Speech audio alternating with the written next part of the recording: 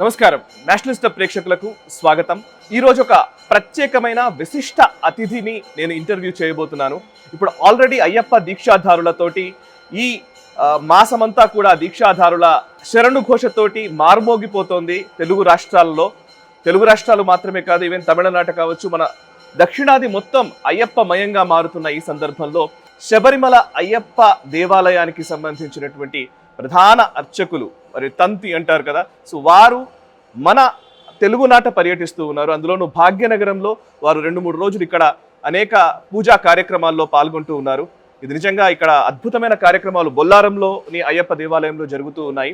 So ప్రస్తుతం మనం ఇక్కడే ఉన్నాము. ఇక్కడికి వచ్చినటువంటి బ్రహ్మశ్రీ మోహన్ మోననూరు గారితో మనం మాట్లాడబోతున్నాము. వారు శబరిమల అయ్యప్ప ఆలయంలోని పూజా క్రతువులకు సంబంధించి కావచ్చు, అక్కడున్న ఆ పవిత్రతకు సంబంధించి కావచ్చు, వాటి గురించి వారి మాటల్లోనే వినే ప్రయత్నం చేద్దాము. నిజంగా ఇది ఏ ఛానల్కి లేదు, మనం మాత్రమే వారిని అప్రోచ్ అయ్యాము. ఇది ఎక్స్క్లూజివ్గా మనతో వారు మాట్లాడడం నిజంగా నేషనలిస్ట్ ప్రేక్షకులకి ఇదొక శుభమైన పరిణామంగా నేను భావిస్తూ ఉన్నాను.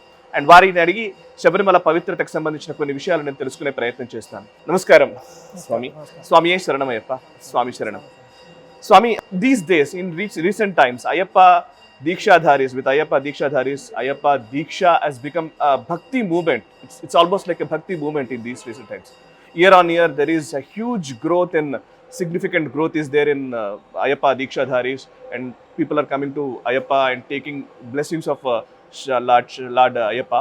So, what do you say? I mean, how this bhakti movement has become now, and for past 2-3 decades, now what is the situation? Can you please elaborate? Can you please tell something about the Ayyappa Diksha and the rules and the sanctity of this thing? Namaskaram, Swami Sharna. As you said, over the years we have seen increase in the bhaktas coming to, or Ayyappas I would say, coming to Sabarimala. And as far as Sabarimala is concerned, the most important aspect of that temple is this Vratam itself. Usually, like, we go to a temple or wherever it is, a devalaya, like we can just like that, we plan, we can go there to a temple. Like, suppose I am free this evening, I can go to the temple. But when it comes to Sabarimala, it's like you can't just like that go. You're not supposed to go just like that. Just like that, yes. You're supposed to undergo this process of this Vratam or this Diksha, as you said, for 41 days or 48 days, whatever the number of days be.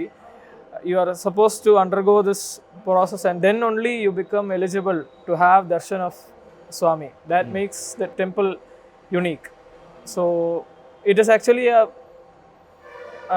lifestyle, this thing actually. Vratam is actually this, you are simplifying your life, and you are dedicated to the Lord Ayyappa, and whatever, like we try to increase the prana that is inside us, basically. Nice. Through the simplifying and through other practices, because so many, we in our day-to-day life we do so many of these unwanted things. So we reduce all those things, even the food we take, all these habits, because during this period we mostly, like, I think people get up early, they take bath, then only they consume food.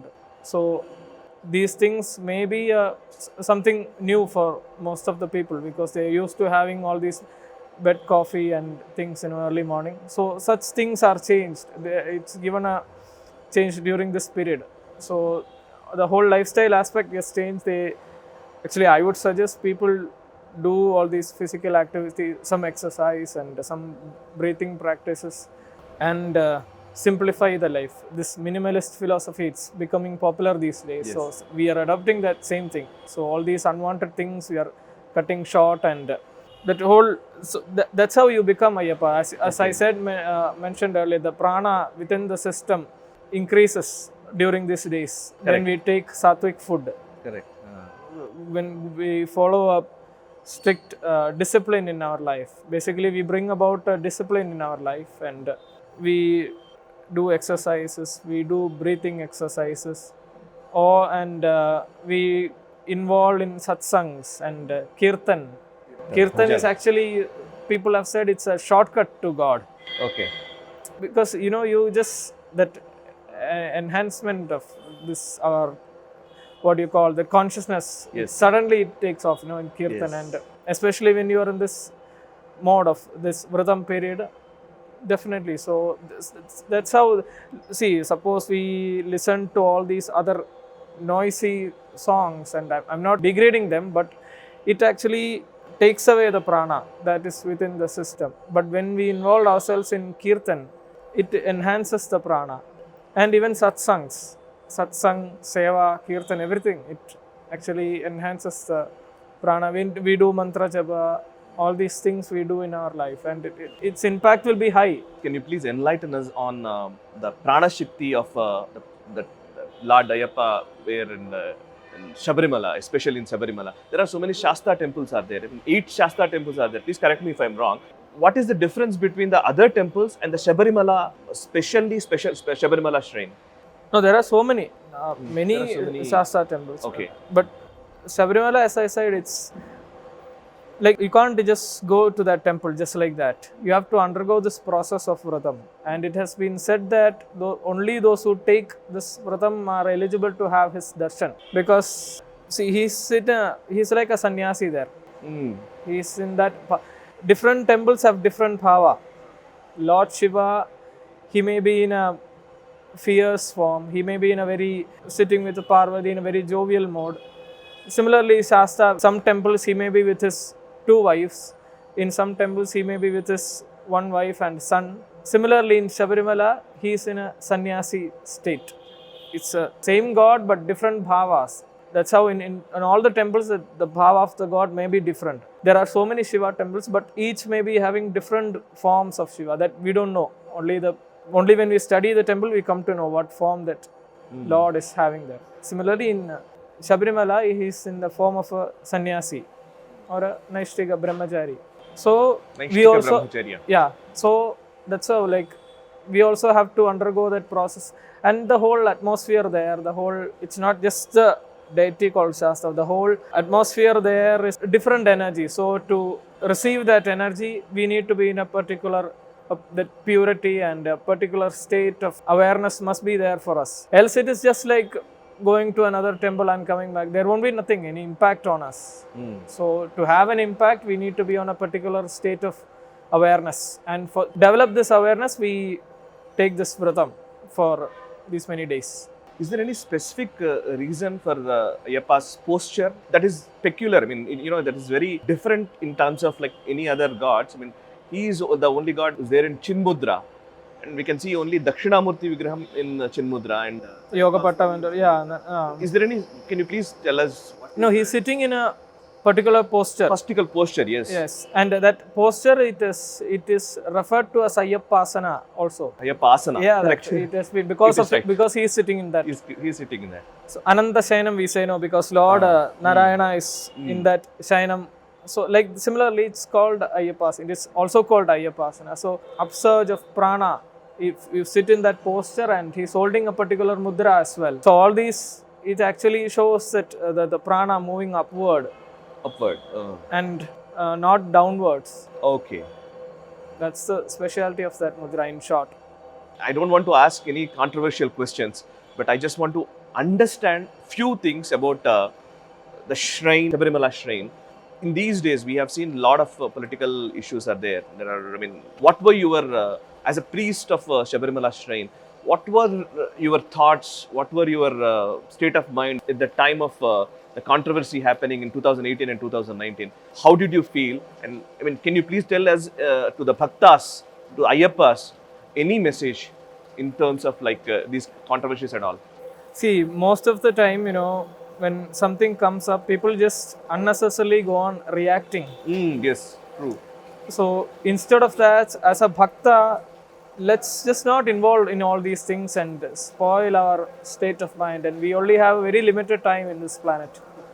So I actually don't go to all these news channels and no, I'm even again I'm not degrading that, yes. But I usually don't. I mean to these specifically to all these unwanted news coming up. Correct. There are relevant like informations being passed on from news channels, but many are like unwanted, even Yes, new true. channels are coming up, right? So, we as a nationalist or a positive Yeah, who protects Sanatana Dharma, yeah, we have to, that is our job. yeah, it is definitely. To give some good news. I mean, even other channels are there who Yeah, there are so have many. different motives, right? Yeah, there are motives are there. Like all of us, you know, people have different mindset, different channels have different intentions. So I usually don't, because see, we are wasting so much of our time. We have, as I said before, we have very limited time in this planet. So it's better not to indulge in all these things and pass unnecessary comments and this thing, that thing. Anyways, Yes. you can't change Yeah, another person just by commenting in social media and all. Yes, yes. So it's better not to indulge all this, and particularly when you are in this Diksha period, you know, just concentrate on that. Concentrate on your work, of course. You can't sacrifice your work, but concentrate on that and just leave all these unnecessary other external things. It's really nice to see that. So, what is your final message to the Ayappas who are in Diksha and who wants to come to Sabarimala? Is there any message from Sabarimala shrines? No messages. Just that the Diksha period must be in a very disciplined way. That's all. Okay.